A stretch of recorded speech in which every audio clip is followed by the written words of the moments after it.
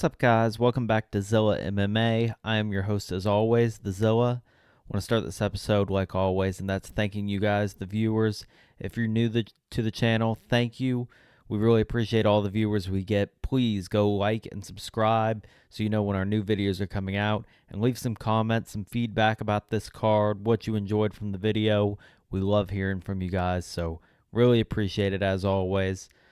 Uh, pretty crazy card here. Some positives and negatives for us, obviously, if you watch the prediction videos, but one big positive, and it's the thing that we've been preaching over and over and over on this show, and that's the victory of Dricus du Plessis. He is now champion of the world. Very exciting for me, even more exciting for a very good friend of mine, which is why we're going to take a special segment out of this episode. My friend Lawson actually went up to Toronto for the fights. He's the biggest Dricus du Plessis fan I know. I can't think of a better person to bring on to the show to talk about this. So we're going to go ahead and cut off, go into this segment, and we'll be right back to talk about the rest of the fights. We have a special guest with us today, a good friend of the show. Very excited to have him. Plan on having him on a lot more. I think he's very insightful on this stuff, and I would call him probably the resident expert on Dricus du Plessis. Lawson, how you doing tonight? I'm doing good. And I want to make it very clear first of all that this is not my bedroom. The pink light that is above me is not a decoration of mine. I am in an Airbnb, so just wanted to make that clear for starters. That was going to be the first question, so good to All get right. that one out of the way. So we'll go ahead and talk about this fight a little bit. And we can talk a little bit about the card as a whole, but obviously I want to have you on here to talk about Dricus du Plessis and what we saw this weekend. So tell us a little bit. You were at the card this weekend in Toronto, Canada. A crazy move from you. We are not from remotely close to Toronto. Nope. Tell us how you got there. Tell us what went down this weekend. Well, this has been a journey that's been brewing for about 2.5 years now. I went back, pinpoint of the day, back in 2021, first fight that I ever watched of him. It's been a journey, and a lot of people didn't believe in him from the beginning. A lot of people didn't believe what I was saying from the beginning. I felt him from the start.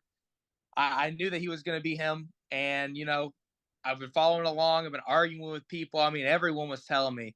Friends back home were telling me he doesn't have it in him to beat Brunson. He doesn't have it in him to beat Whitaker. Yeah. Everyone, Yeah. I mean, guys who are Muay Thai fighters who I'm friends with are telling me he's got nothing. There's no path for him to win. There's no path. And I'm sitting there tooth and nail fighting. I know he's got it in him. So I've been fighting this du Plessis fight. He don't know me, but I know him, and I've been fighting alongside him for years now. And I said, if he ever got the chance to fight for the title, I was gonna fly out there and see him. Let me tell you what, I took the opportunity when it came up. Yeah, I can't blame you, and thankfully it turned out well for you. And I was fully on the train after the Whitaker fight. Just I've talked about it on here before. Just one of the most surprising, dominant performances I've ever seen in MMA. And I was fully on board after that. We've been talking about how big of a betting spot this was going to be for us for weeks. I'd been telling people to jump on it while he was a big dog. Ends up pretty much at even odds when the fight finally goes on. But everybody knows all that. Everybody knows we love du Plessis, and that's not really going to be a surprise to anyone who's seen these videos before. Obviously, I had him being the champion at the end of 2024 in my prediction video. But let's get a little into the actual event. So tell us, how was the Canada crowd? What did you think of the event as a whole, and obviously the main event fight? Well, I'll tell you this, for starters, first 5 fights were great. Got a lot of finishes. It was fun to be in the crowd. Obviously, I was sitting up in the 300s. That filled in pretty quickly. 100s, obviously, crowd trickled in a little bit later, closer to the main card. But for those first 5 fights, I tell you what, the crowd was electric. It was fun to be a part of. But after those first 5, I tell you what, man, the 6 fights that came after, they were snoozers. I mean, I actually think that there were people asleep in the crowd. And not to mention that every Canadian man lost. So a lot of angry Canadian fight fans there, a lot of booing.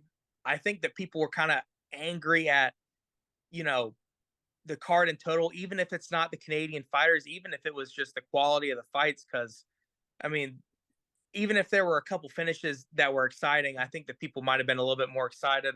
But man, there were some snoozers in there, especially that women's title fight. I mean, the fact that either one of those women get to call themselves world champion is tough.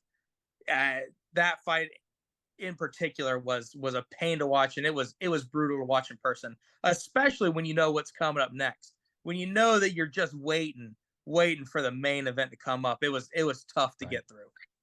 Yeah, and we've seen some cards in the past where it hasn't been the most exciting fighters. On paper it seems like not a great card, and it ends up being really entertaining. We have some fighters that put on a good show for us. Just not the case here. We knew it Yep. wasn't a good looking card from the jump. I think Dana's a little how hard he's gone after the Arnold Allen versus Evloev fight, going that one of the most boring fights he's ever seen when we had that five round women's title fight. Little hard to call that one of the worst. But at the end of the day, we did get a very, very good fight, in my opinion, in the main event. Tell us a little bit about how you think all that went down, what you think of the result, because obviously there is some controversy there in some people's minds. Well, I'm a huge Duplessis fan, but I'm also a fight fan. I can call it how it is. For when I was sitting in there, I thought that Strickland won round 1 and 5. I had Duplessis winning 3 and 4. And then round 2, I think, was actually a flip of the coin. Like it could have honestly gone either way. I don't think that you can fault anyone for scoring this card one way or another. People who are saying that it was robbed, that it was a robbery, they're just wrong. I mean, they really are. Um, it wasn't a robbery. It was one of the closest fights I've ever seen. Um, and if you have Strickland winning, that's fine. I was sitting in the arena and I was worried. I actually thought that, there was a very good chance that he had won the fight, and I was going to look like a clown for flying to a foreign country and spending all that money to watch my guy lose a split decision. But, in the end, Duplessis winning, I really don't think, as much as a fan as I am, I don't think that's crazy. I really, if you look at, verdict on the global rankings and stuff, it feels like most of the population who was voting on the fight had it pretty even as well. So the loud majority who's out right now and is saying that it was rigged, it was robbed and stuff like that, I really don't think that they're right. I agree, and something you and I discussed a little bit off camera that I think played a part that you didn't get to experience being in the octagon is definitely some bias that took place on the broadcast. Dominic Cruz all night talking about how damage is how to score a fight, not accounting for the fact that it's the damage that you create in that round. So if you wanted to make the argument that because of the damage done to Duplessis' eye in the second round, you give that to Strickland, that's an argument I can see made. People continue to use that argument though that he won the third because Duplessis has more damage, and that's just not how that works. Even in that second round where his eye was injured, Duplessis did outland Strickland in that round. I thought he looked like the better fighter in that round, in my opinion, going back and watching it again today. But I agree with you. I think ultimately you can score that either way, and I wouldn't be mad at you. It's a rare occasion. I don't like to say that a split decision is the right choice because obviously there is a right and a wrong, but this is one where I get it. And I don't think any of those judges on this fight came to the wrong conclusion. We can talk about other fights another time. Uh, but in this fight, I don't think any of them came to a wrong conclusion. But at the end of the day, Duplessis is now champion of the world. And so, you and I are both very excited about that, obviously. So the Oh question yes. from here is where does he go next? And there's obviously a lot of options on the table right now. Um, the rematch is definitely possible. Dana has said that that's not something he's interested in right now, but I think there's a lot of demand from fans for that. Adesanya is sitting there. We don't know what's going on with him, when we can expect him back. Um, Pereira has talked about coming back down, trying to hold the belt for in both divisions at the same time, so he can be a true double champ. He hasn't done that. There's talk about Duplessis going up and becoming the double champ at 205. And then obviously Chimaev is sitting there talking about how he was promised it. He wants to fight at 300. He has health issues, and honestly, a lot of people don't think he's done enough in this weight class to deserve it. But from your standpoint, as a Duplessis fan, what do you want to see next from him? Well, I think that Dana would be doing everyone a disservice by not giving us an immediate rematch. I mean, you've got a fight that's that close, and you got a guy who a lot of people are saying he deserved it. Give him another chance. Let's see it. And if he comes back out and beats Duplessis, then great. I mean, that settles the scores right there. Also, the information coming out about a possible, unintentional headbutt, that's another reason to say, hey, maybe that affected Strickland a little bit. Which Maybe that which to hurt him be in round said, 4. I think that may be a little overblown. If I I've gone agree. back, I've looked. There is a headbutt, but the damage was already done. He had already busted him open. The headbutt is there. It did cause some extra damage. You can make that argument, but I think it's definitely overblown. I agree. I completely agree. But it just adds to it. It's another layer of, you know, it might have affected it a little bit. And I don't see why you don't give him another shot. I honestly think that, Dana's plan from the beginning was to have this whole African champ middleweight uh The first title African fight. champ. They've had a lot of beef going in. I think that the hope from the beginning was that, Duplessis and Adesanya would have already fought by now. So I think going forward, that's probably the best. And hopefully Duplessis can, really kind of end all of that. I think that some of the luster has worn off on Adesanya. I think that, from what I've seen on Twitter and other fans, that they don't look at him in the same light that they, used to. So hopefully Duplessis, gets that shot, can take care of that. And, I don't think Chimaev, I don't think that he's done enough. I really, he can wait his turn. I honestly, have talked to you about this before. I'd love to see Whitaker get another shot at it, not immediately, but down the road. Like, there's a title defense, and Whitaker fights a couple more times. I'd love to see him get another shot. I think he's a great fighter. So, but I yes, agree. going forward, I think that's that the immediate path would be Adesanya. Lawson, you've been a great friend of the show. We'd love to have you back anytime. Thank you for all your input on this fight. We'll love to be back, and go to Plessis, baby. Yes. Welcome back. So again, thank you to Lawson. I really couldn't be happier for the guy. Love getting the opportunity to have him on the show. If you couldn't tell just from listening to him, the guy's really growing into a huge MMA fan, has some really great insight that I love hearing from. He's really an asset to the show. He's been helping push it, so really appreciate everything Lawson's done. He's just a great friend and a couldn't be happier for the guy. Just the perfect outcome for him. So going off that, not going to talk too much more about this fight. A few things stylistically I saw. Little surprised that Strickland actually, we'll say both of these guys didn't make any changes to their styles during the fight. Dricus really was expecting a little more wrestling from him, a little more trying to get in tight and pressure Strickland. He allowed Strickland early in the fight, especially in that first round, to just pump out his jab. Made it very difficult to get inside by just getting popped by that jab. I think that's ultimately what did all that damage to his eye. Strickland, on the other side, the reason he was susceptible to the takedowns he just has that really straight up stance, keeps that high guard, which works until it doesn't, because once he's on your legs, you're pretty much going down every time. There's no real takedown defense there.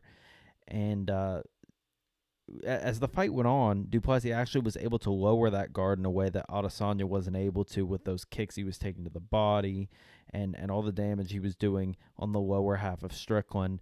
But ultimately, I agree. As I said, I think they got the decision right on this fight. It's a very close fight. I'd love to see it again.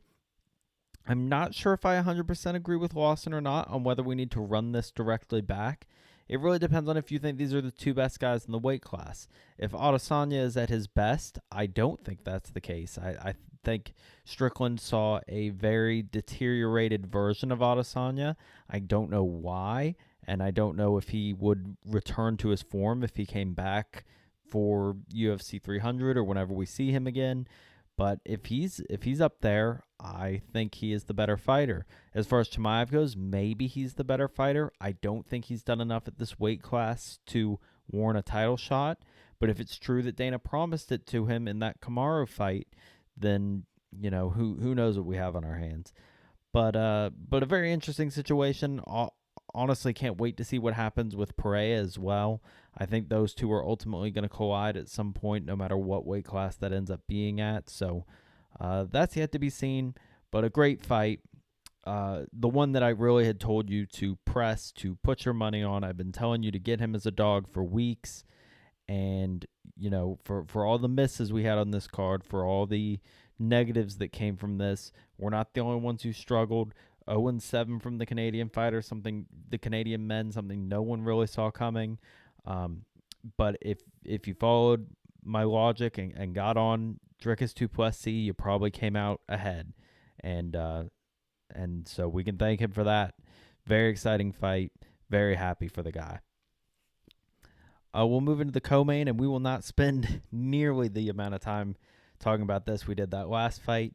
What a snooze fest. Just 25 minutes. This weight class is really nothing without Amanda Nunes. Kind of tough to watch. Silva kind of looked like the better fighter to start the fight. Obviously, she has her submission attempts, kept trying to get that ninja choke, was the more powerful striker in the beginning of the fight, but just completely gassed. And Pennington was able to stay in tight, grapple against the cage, do the things that we expected her to do, really put the pressure to Silva, make her uncomfortable, and able to go out there and get the win. I don't anticipate she'll be holding the belt for too long, but she is holding it for now. Good for her. But the future of this division is dim, to say the least, just without Amanda Nunes. Hopefully, there's some rumors about her coming back. That'd be fantastic, because without her, this division is really lost. Moving into the fight before that, that's Neil Magny versus Mike Malott. And we were really high on Malott. Had him in some parlays, was someone we had the under on the prize picks. Obviously, that didn't hit for him. Yeah, really tough. Look like the better fighter for most of the fight.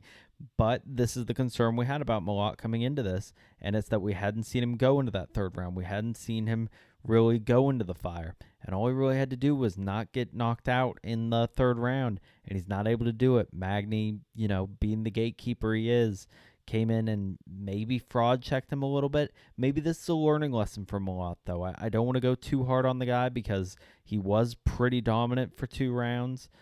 But this shows you why you got to go out there and fight for the finish. He's done that his entire career. This was definitely a big step up for him. I hope he can learn from it and come back and be better. But unfortunately, a loss for us here in a very unfortunate circumstance where up until we were winning this one. Chris Curtis and Barriault. This one got a lot of heat from the crowd. A lot of people really did not enjoy this fight. I get it. It was kind of a stand-pointing fight. These guys just looking for individual strikes and kind of described as almost like sparring on the broadcast. I think it got a little more hate than it deserved. Do think the decision was correct. I thought Chris Curtis landed more in this fight. Pretty close, though. Pretty competitive fight. We'll see what comes next for Chris Curtis. He had talked about potentially fighting Strickland at some point going forward. That'd be an interesting fight to make. Obviously, those two train together, so very cool there. But we'll see what's to come from that. This fight got a lot of hate from Dana White, which I really don't understand. I thought it was a pretty competitive fight. Evloev versus Allen. A very controversial moment in this fight. One that I don't agree with, one that I think needs to be a reference point for some rule changes that need to be made in the UFC, and it's the grounded opponent rule. Evloev obviously doing a lot of controlling of Arnold Allen here. Arnold Allen landing the more impactful shots, and Allen gets in a situation where he has a bit of a clinch with Evloev and is landing some knees. Evloev kind of dragging one hand on the ground, and it seems like no one in the arena knows what the rule is here. Including myself. I have no idea what it ended up being. There's different commissions. We're supposed to have a universal rule set, but there's cases where 2 hands on the ground is a grounded opponent, 1 hand is a grounded opponent. If you are trying to just keep the hand down to make yourself a grounded opponent, you are not a grounded opponent. And there's also the argument that his hand wasn't down. Arnold Allen pulling him up as he's throwing the knees.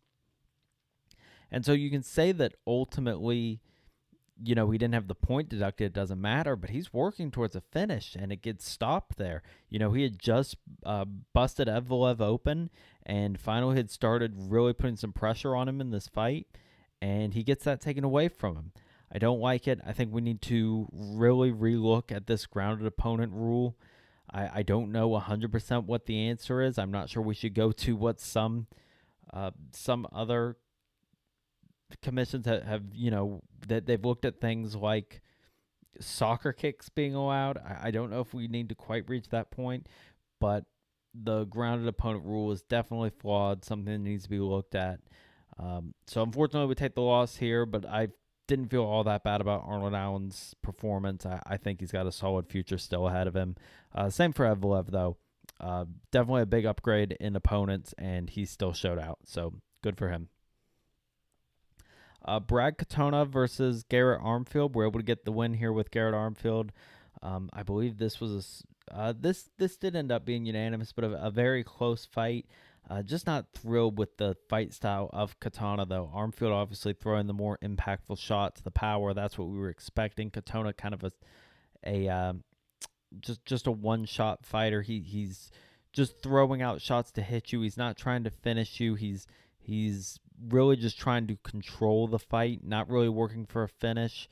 I mean, just a fighter that I really don't see myself putting a lot of money behind going forward. A fighter who does not want to fight for a finish, a fighter who is content just trying to control you up against the cage, and it's not something I'm all that interested in. So good for us there, getting Armfield in a win in this fight. This one, kind of crazy. So we'll start at the beginning of this fight. I do have a few things to say about this one. Jourdain, just not a great game plan coming out, in my opinion. The broadcast starts talking about how he said that he wants to, he thinks the effective thing here is going to be to fight at range and try and get in range of leg kicks and go to the body, and that's how he's going to win this fight. Immediately, I'm having concerns about us backing him in this spot, because the one thing I would not do against Sean Woodson, I do not think Sean Woodson's that great of a fighter. I would not stay at range with this guy. He has 8 inches in reach on you, and he's going to piece you up with his boxing. He's got solid head movement. He throws some pretty elusive shots with those long arms of his. The one thing I wouldn't do is try and stand at range with him. You got to pressure him. You got to work for takedowns. But clearly, he seemed to have figured that out. The takedowns just weren't happening. He goes for single legs, gets high in the crotch. He's just pretty much lifting the leg up. He's unable to land any takedowns. I don't know whether to credit Sean Woodson's takedown defense here. They really just looked like ineffective takedown attempts. And so that was really difficult to see. Still, Jourdain is able to make this a pretty competitive fight. We think we have a chance going into the scorecards. Just, you never know tonight. That this Canadian judges, the whole thing's always kind of a mess in Canada. And this card was no exception. You can see it with all the split decisions we had all night. And so this one is one of them. We get in there, and of course, the ref raises the hand of Charles Jourdain. Charles Jourdain did not, in fact, win the fight. Sean Woodson won the fight. A little confusion there. No one knows who won for a minute. I'm already celebrating the win. Turns out we did not get the victory there. Sean Woodson had came out and said he was already accepting the loss when all this went down. So just a really weird circumstance here. But Sean Woodson, we might have to readdress what we think of him going forward.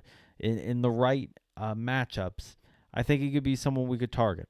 I really do. I think he's someone who could have some success in the UFC. If he has this takedown defense, he even was trying for some takedowns of his own, which I thought was really impressive. So good for Sean Woodson here.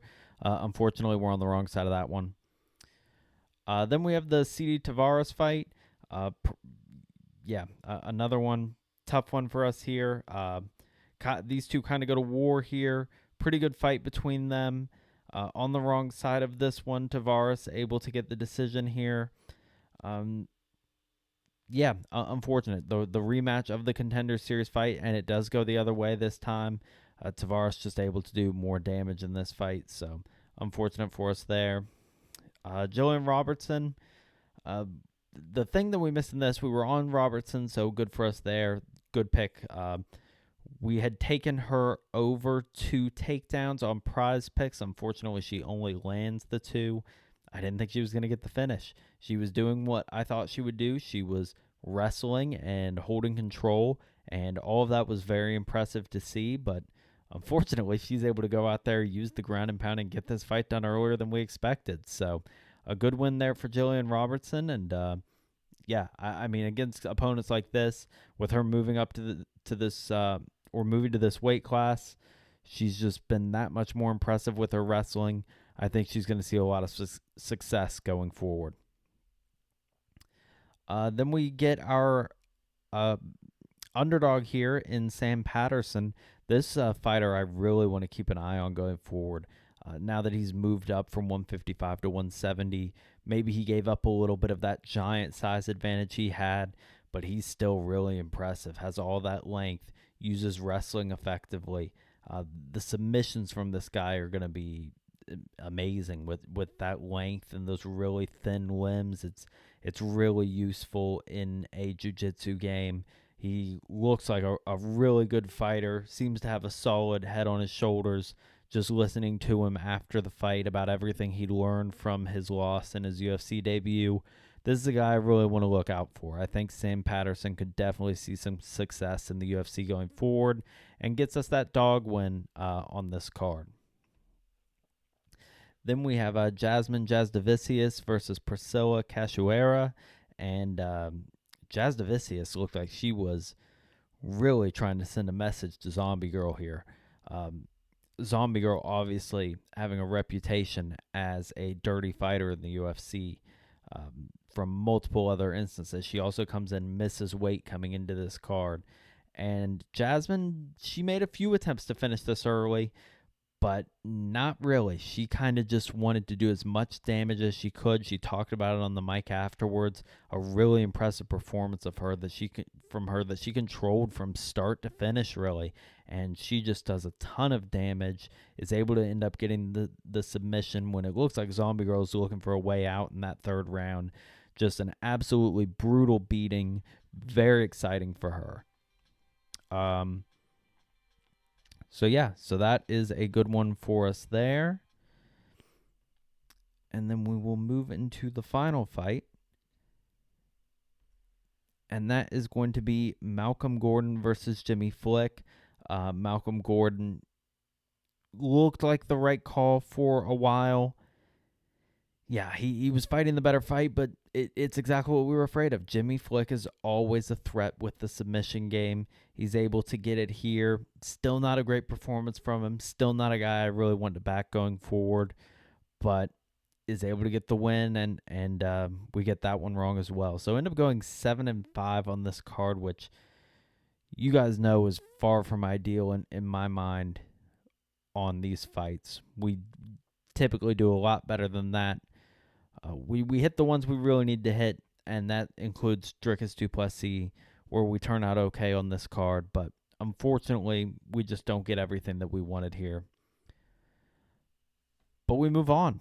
I can't ask for much more than Dricus having the belt. I mean, just a great finish to this card for us. A card that, as Lawson discussed earlier, had a lot of really slow fights. We looked at this and knew that it wasn't a great-looking card, and it did not deliver. But now we have a week off. Not going to be putting out any content this week. Going to be going out of town this coming weekend. Take advantage of the weekend off, and then next week we'll be back with our regular analysis. Hope you guys love the video. Please go like and subscribe. Leave some comments. Let me know what you think about the new champion, what you think's coming next for him. But until next time, guys, see ya.